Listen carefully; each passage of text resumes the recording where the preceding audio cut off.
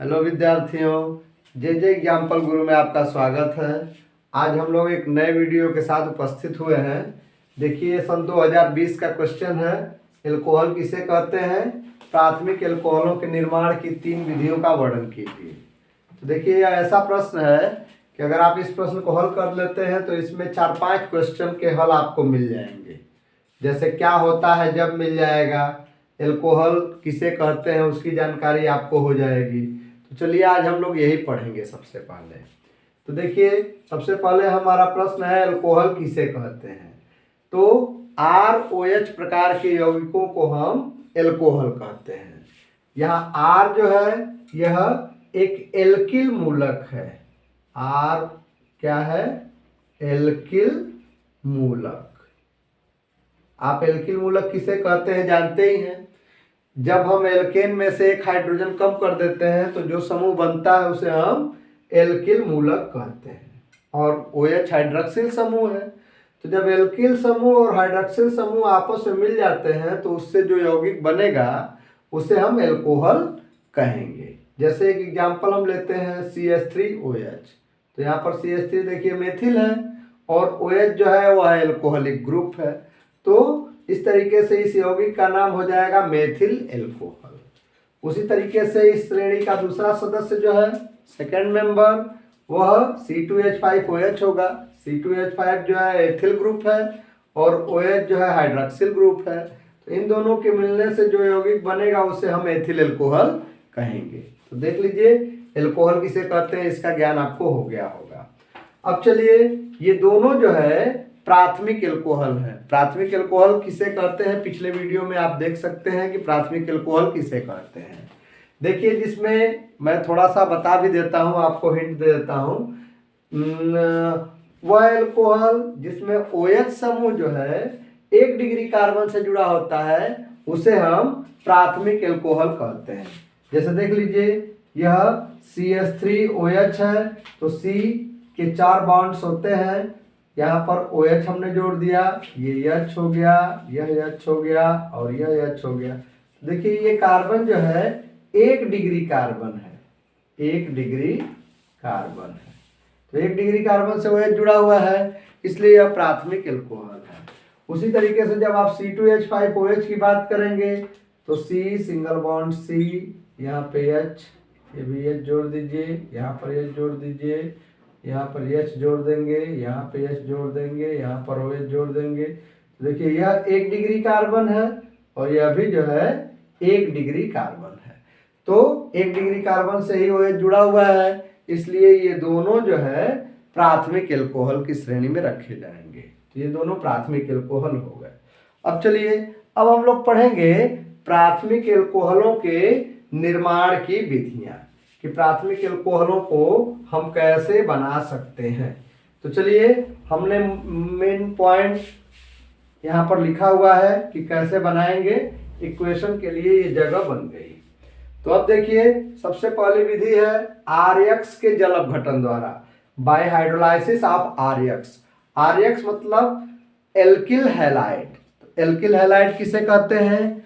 RX प्रकार के यौगिकों को हम एल्किल हैलाइड कहते हैं। R यहाँ पर एल्किल मूलक है और X जो है वह हैलोजन समूह है, कोई हैलाइड है, इसलिए इसको RX के रूप में हमने लिखा है। तो देखिए, RX का जल अपघटन कैसे होगा। RX का जल अपघटन हम किसी क्षार के माध्यम से करेंगे। तो जैसे मान लीजिए हमारे पास CH3Cl है, मेथिल क्लोराइड है। मेथिल क्लोराइड की अभिक्रिया एल्कोहलिक के OH से करेंगे। मेथिल क्लोराइड की क्रिया एल्कोहलिक के OH के साथ करेंगे तो इसका जल अपघटन हो जाएगा और बन जाएगा CH3OH प्लस KCl। इसमें का देखिए Cl और इसका K आपस में ऐसे मिल जाएंगे तो KCl बन जाएगा और CH3OH बन गया। तो ये बन गया हमारा मेथिल एल्कोहल। अभी आपने पढ़ा कि कि मेथिल एल्कोहल एक प्राइमरी एल्कोहल है यानी प्राथमिक एल्कोहल है। तो आर्यक्स के जल अपघटन द्वारा, यहाँ पर आर्यक्स ये है मतलब मेथिल क्लोराइड है, KOH से इसकी अभिक्रिया हुई तो मेथिल एल्कोहल प्राप्त हो गया। अगर यही एथिल एल्कोहल एथिल ब्रोमाइड रहता C2H5Br होता और इसकी क्रिया भी KOH से करवाई गई होती एल्कोहलिक, तो वही बन जाता C2H5OH बन जाता प्लस KBr बन जाता है। तो आप ये देखिए ये एथिल एल्कोहल है, यह भी एक प्राइमरी एल्कोहल की श्रेणी में ही आता है। तो इस तरीके से एल्कोहल बनाने की एक विधि हम लोगों ने जान लिया कि एल्किल हैलाइड के जल अपघटन द्वारा हम चाहे तो प्राइमरी एल्कोहल को बना सकते हैं। तो देखिए एक विधि हम लोग ये पढ़ लिए।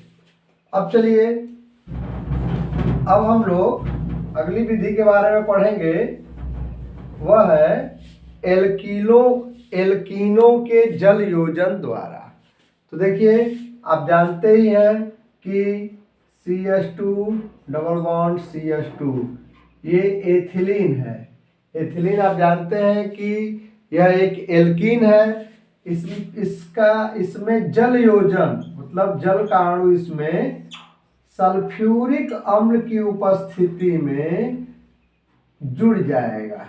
यहाँ पर सल्फ्यूरिक अम्ल जो है वह एक उत्प्रेरक की भांति भी कार्य करेगा।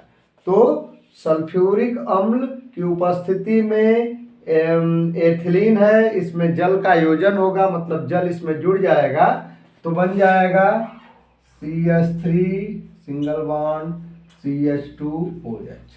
अब यहाँ पर देखिए H2O है, एक H यहाँ चला गया तो CH3 हो गया, ये बॉन्ड टूट गया और इसमें अभी OH बच गया, OH ये नीचे कनेक्ट हो गया तो क्या बन गया CH3 CH2OH। इसका मतलब बन गया C2H5OH।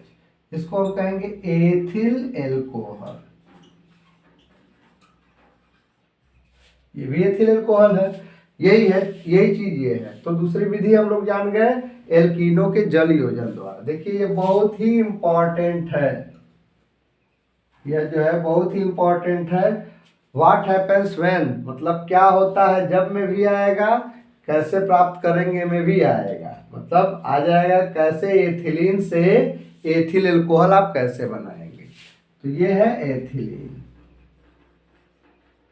तो एथिलीन से हम लोगों ने क्या बना दिया, एथिल एल्कोहल बना दिया। कैसे बनाया, एथिलीन सल्फ्यूरिक अम्ल की उपस्थिति में जल योजित हो गई और जल योजित होकर के इसने एथिल एल्कोहल का निर्माण कर लिया है। इस तरीके से हम लोग एथिल एल्कोहल हम लोगों ने बना लिया। तो ये दूसरी विधि हो गई। एल्कीनों के जल योजन द्वारा भी हम चाहेंगे तो बना सकते हैं क्या, एल्कोहल। तो एल्कोहलों के निर्माण की दो विधियां हो गई। अब देखिए तीसरी विधि हम लोग पढ़ेंगे एल्डिहाइडों के अपचयन द्वारा। एल्डिहाइडें जो है ये भी अपचयित होती हैं और एल्डिहाइड जब अपचयित होती हैं तो एल्डिहाइडों के अपचयन से एल्कोहलों का निर्माण हो जाता है। जैसे देखिए CH3CHO ये एसेट एल्डिहाइड है, एसेट एल्डिहाइड है। हाइड्रोजन इसमें जुड़ेगी मतलब हाइड्रोजन के द्वारा यह अपचयित होगी। यहाँ पर आप चाहें तो Cu उत्प्रेरक का उपयोग कर सकते हैं या Ag उत्प्रेरक का भी हम उपयोग यहाँ पर कर सकते हैं। तो उसका अपचयन हो जाएगा और बन जाएगा CH3CH2OH। अब आप यहाँ देखिए यह 2C है तो यहाँ पर भी 1 और 2C है, यहाँ पर 3 और एक 4H है, लेकिन यहाँ पर 6H है यानी 2H का यहाँ पर योग हुआ है यानी 2H हो गया। तो 2H का योग हो गया। आप जानते ही हैं कि किसी यौगिक में हाइड्रोजन के योग को हम अपचयन कहते हैं। तो यहाँ पर एल्डिहाइड अपचयित हुई है और एल्डिहाइड अपचयित होकर के इसने बनाया है प्राइमरी एल्कोहल। ये जो है एथिल एल्कोहल है, एथिल एल्कोहल। अगर आपको मेथिल एल्कोहल चाहिए तो यहाँ एसेटल्डिहाइड की जगह पे फॉर्मल्डिहाइड ले लीजिए, 2H ही उसमें और जुड़ जाएगा, तो यहाँ पर मेथिल एल्कोहल हमें प्राप्त हो जाएगा। तो एल्डिहाइडों के अपचयन द्वारा भी अगर हम चाहेंगे तो एल्कोहलों का निर्माण कर सकते हैं।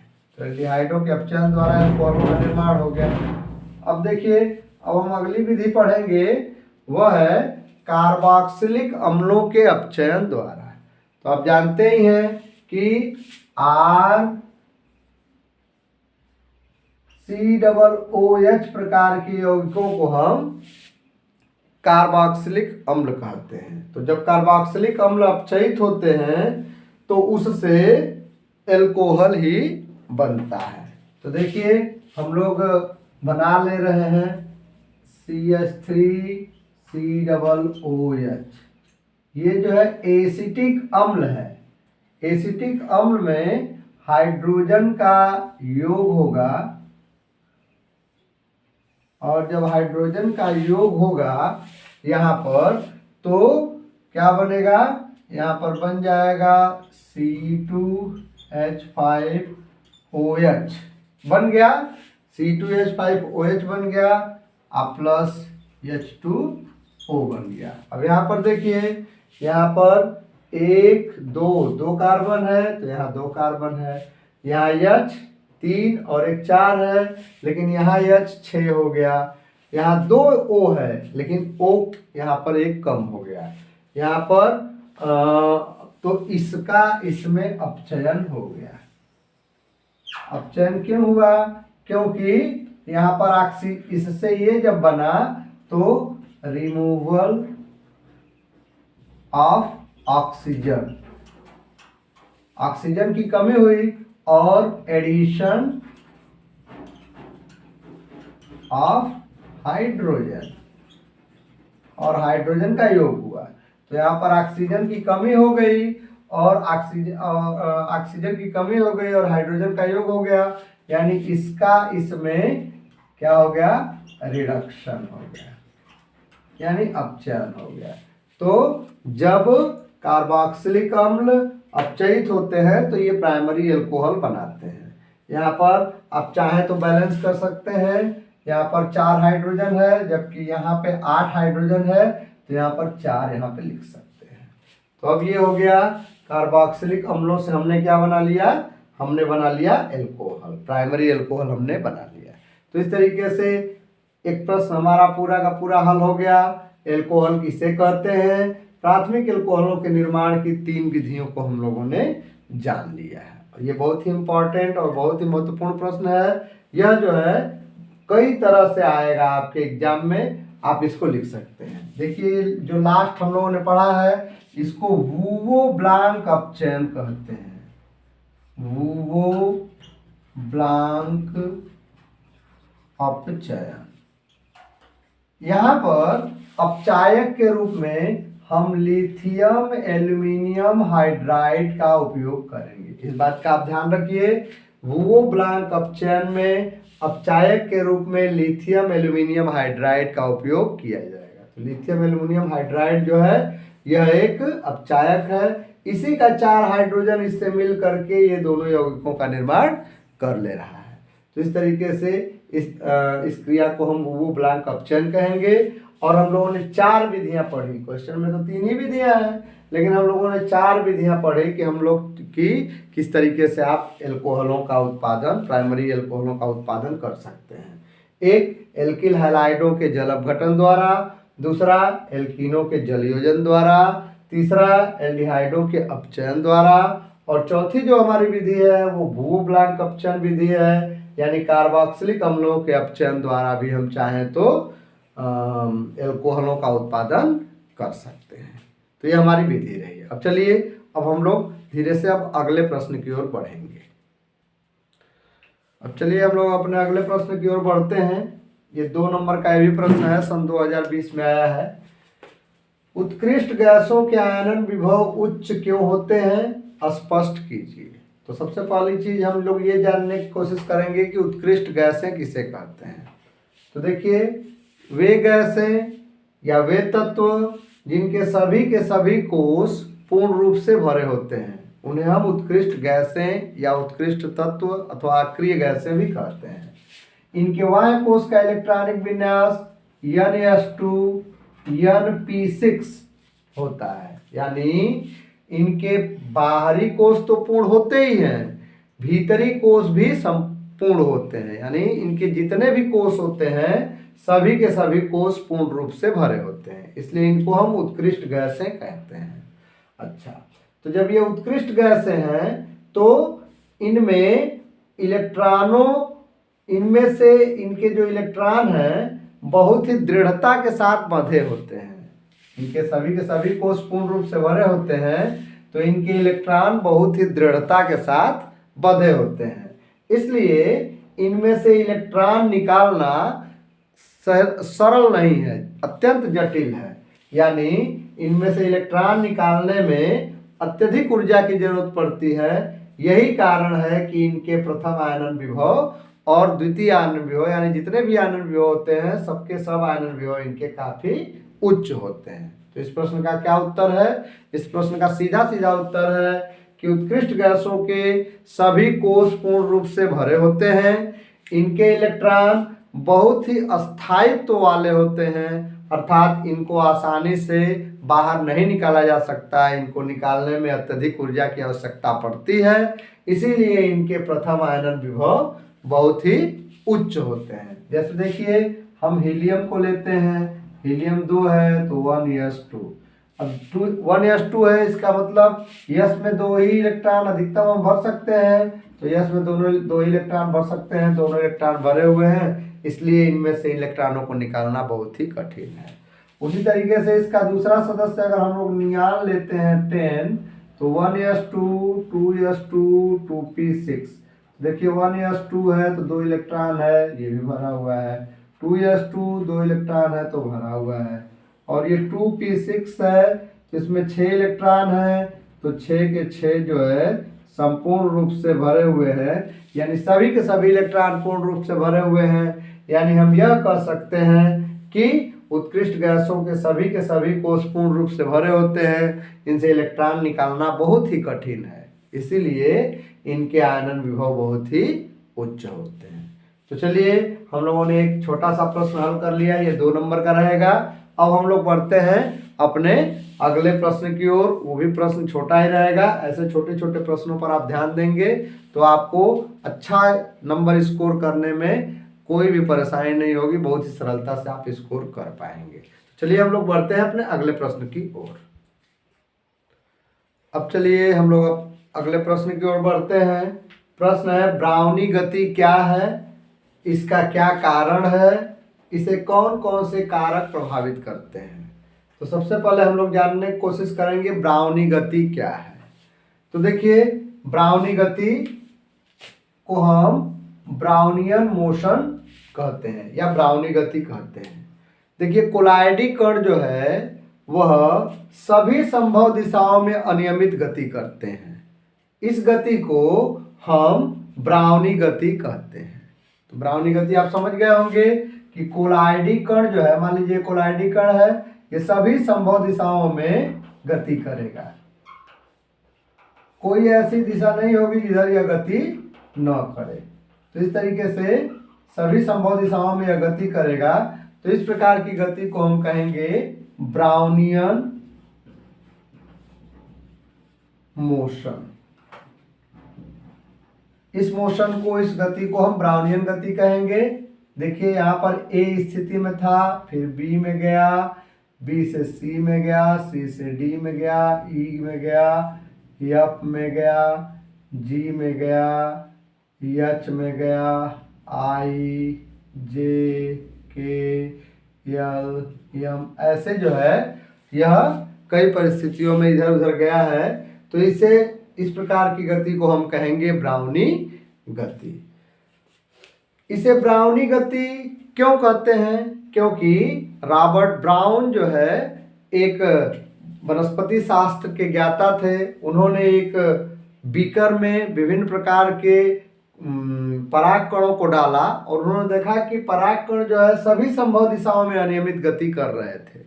तो उनके नाम के आधार पर ही इस गति को हम ब्राउनियन गति कहते हैं। ये सभी संभव दिशाओं में होती है।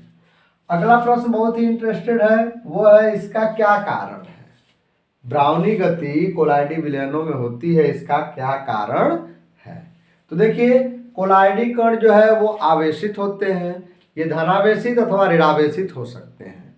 तो मान लीजिए अगर किसी एक बीकर में कोलाइडी कणों को हमने रखा हुआ है, तो ये मान लीजिए किसी पदार्थ का कोलाइडी कण है और इन सब पर एक ही तरह के आवेश होते हैं, क्योंकि एक ही पदार्थ का कोलाइडी कण है।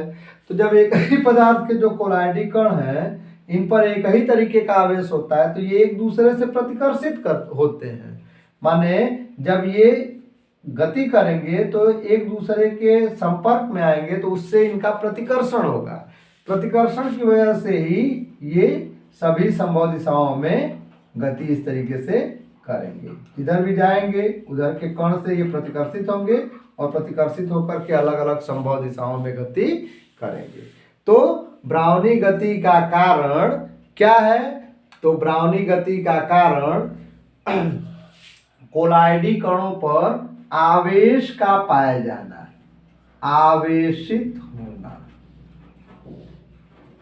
कोलाइडी कणों का आवेशित होना ब्राउनियन गति का एक प्रमुख कारण है। अच्छा, अब नेक्स्ट क्वेश्चन हम पढ़ेंगे, इसे कौन कौन से कारक प्रभावित करते हैं। ब्राउनियन गति को कौन कौन से कारक प्रभावित करते हैं। तो देखिए ब्राउनियन गति को कई कारक प्रभावित करते हैं। जैसे पहला ताप, टेम्परेचर, यानी ताप। देखिए जब हम ताप बढ़ा देंगे तो इनमें टक्करें अधिक होने लगेंगी, तो ताप बढ़ा देने से ब्राउनियन गति और भी तीव्र हो जाती है, यानी ताप इन्हें प्रभावित करता है। क्योंकि जब ये कोलाइडी कण एक दूसरे के और ज़्यादा पास आएंगे तो इनमें और भी ज़्यादा टक्कर होंगी और ये और भी अनियमित गति करने लगेंगे, यानी ताप जो है ब्राउनी गति को बढ़ाने में सहायक होगा। दूसरी चीज है सांद्रण। अगर हम सांद्रण बढ़ा दें, जो भी कोलाइडी कण हो, जो भी कोलाइडी विलयन हो, अगर हम उनका सांद्रण बढ़ा दें तो अणुओं के बीच की जो दूरी है वो घट जाती है, जिससे उनके टक्करों की संख्या बढ़ जाती है और ये अनियमित गति इनकी और भी तेज हो जाती है। यानी सांद्रण अगर हम बढ़ाएं तो ब्राउनी गति तेज होने लगेगी, और अगर हम सांद्रण कम करें यानी तनु विलयन रहेगा तो इनमें ब्राउनी गति धीरे धीरे होगी। नेक्स्ट है घनत्व। अगर मान लीजिए हम इस बर्तन का आयतन कम कर देते हैं और पदार्थ का जो है घनत्व बढ़ा देते हैं, तो घनत्व बढ़ाने से भी वही प्रभाव होगा जो सांद्रण परिवर्तन से होगा। इनके बीच में जगह कम हो जाएगी और इनमें टक्करें अधिक होने लगेगी, फलस्वरूप ब्राउनी गति इनकी और भी ज़्यादा अनियमित गति होने लगेगी। तो यह हो गया हमारा प्रश्न, ब्राउनी गति किसे कहते हैं। तो ब्राउनी गति आप कहेंगे कि कोलाइडी विलयनों में सभी संभव दिशाओं में इधर उधर गति करने की क्षमता होती है। कोलाइडी कणों की इसी अनियमित गति को हम ब्राउनी गति कहते हैं। इसका कारण है कोलाइडी कणों का आवेशित होना। इसे प्रभावित करने वाले कारक, तो ताप ब्राउनी गति को तीव्र करता है, सांद्रण भी ब्राउनी गति को तीव्र करता है, और कोलाइडी विलयनों का घनत्व भी ब्राउनी गति को तीव्र करता है। तो देखिए आप ऐसे अगर कर लेते हैं तो यह भी 3 नंबर का एक प्रश्न आपका सॉल्व हो जाएगा। तो इस तरीके से हम लोगों ने इतने प्रश्नों को हल किया। अब हम लोग अपनी अगली वीडियो में कुछ और भी प्रश्न डालेंगे। इतने को आप बार बार देखते रहिए। अगर मेरा लेक्चर आपको समझ में आता हो तो मेरे चैनल को सब्सक्राइब करिए, लाइक और शेयर करिए, अधिक से अधिक लोगों को बताइए ताकि सभी लोग लाभान्वित हो सकें। इसके अतिरिक्त मैं ये कहना चाह रहा हूँ कि अगर आपको कहीं से कोई प्रॉब्लम हो तो आप कमेंट बॉक्स में जो है कमेंट करके बता सकते हैं, मुझसे पूछ सकते हैं। मैं तुरंत देखता हूँ और तुरंत भी उत्तर भी देता हूँ। आप मुझे कॉल भी कर सकते हैं। इसके लिए बहुत बहुत धन्यवाद।